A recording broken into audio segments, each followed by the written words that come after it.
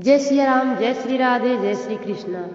तो आइए मैं कार्तिक पूर्णिमा पर धन और समृद्धि बढ़ाने का सरल उपाय क्या है इसके बारे में अब मैं आप सबको बताने के लिए जा रही हूँ। तो आइए विस्तार पूर्वक जानते हैं।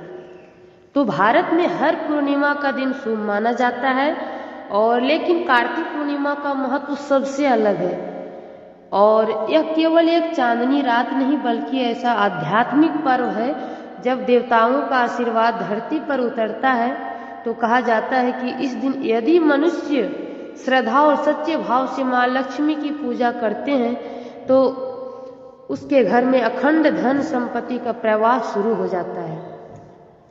तो दोस्तों, पौराणिक मान्यता है कि इसी दिन भगवान विष्णु ने मत्स्य अवतार धारण किया था और देवताओं ने त्रिपुरासुर का वध कर धर्म की पूर्ण स्थापना की थी। इसलिए यह तिथि देव दीपावली के रूप में भी मानी जाती है। इसलिए यह तिथि देव दीपावली के रूप में भी जानी जाती है। इस वर्ष कार्तिक पूर्णिमा 2025 पर ग्रहों की स्थिति भी अत्यंत ही शुभ है, जो मां लक्ष्मी की कृपा प्राप्त करने का स्वर्णिम अवसर प्राप्त कर रही है। और कार्तिक पूर्णिमा पर जरूर कीजिएगा ये 5 चमत्कारी उपाय। और मां कनकधारा का स्तोत्र का पाठ भी यदि आप कर सकते हैं तो आपके घर में तिजोरी कभी खाली नहीं रहेगा।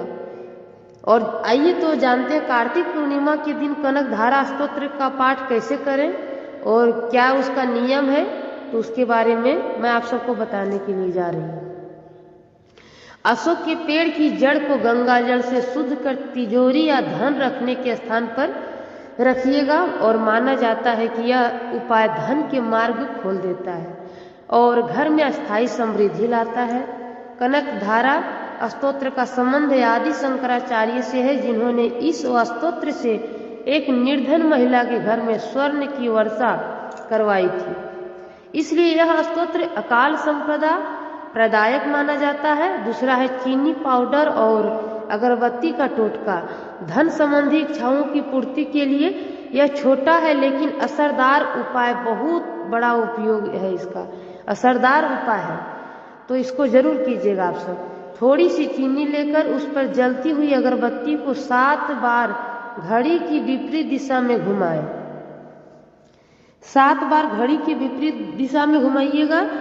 अब इस पाउडर को अपने पर्स में रखें और थोड़ा सा तिजोरी या पैसे रखने की जगह पर छिड़क दें। इस उपाय से वातावरण में मौजूद नकारात्मक ऊर्जा निष्क्रिय होती है और धन को आकर्षित करने वाली सकारात्मक ऊर्जा सक्रिय होती है।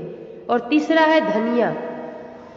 धनिया और सिक्के का उत्तर दिशा उपाय। वास्तु शास्त्र में उत्तर दिशा को कुबेर की दिशा कहा गया है।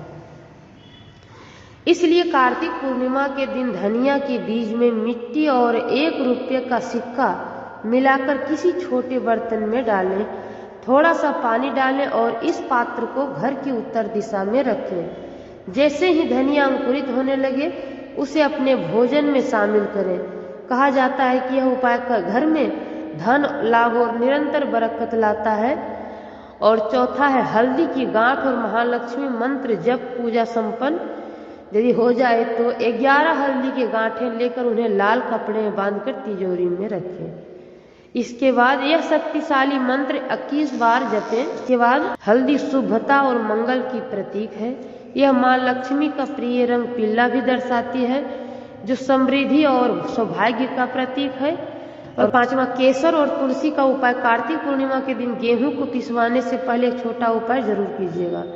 माता लक्ष्मी को केसर के 2 दाने और तुलसी के पत्ते अर्पित करें, फिर इन्हीं को गेहूं में मिलाकर पिसवा लें। जब आप इस आटे से बनी रोटियां बनाएं तो पहली रोटी गाय और आखिरी रोटी कौवे को खिलाइएगा। ऐसा करने से घर में मां लक्ष्मी की स्थायी कृपा बनी रहती है और आर्थिक स्थिति मजबूत होती है। क्योंकि कार्तिक पूर्णिमा धन प्राप्ति के लिए सर्वश्रेष्ठ तिथि। ज्योतिषीय दृष्टि से कार्तिक पूर्णिमा के दिन चंद्रमा वृषभ राशि में होता है, जो स्वयं धन भाव का स्वामी माना जाता है। यह समय धन, सुख, सौभाग्य और आध्यात्मिक समृद्धि को बढ़ाने के लिए अत्यंत शुभ होता है।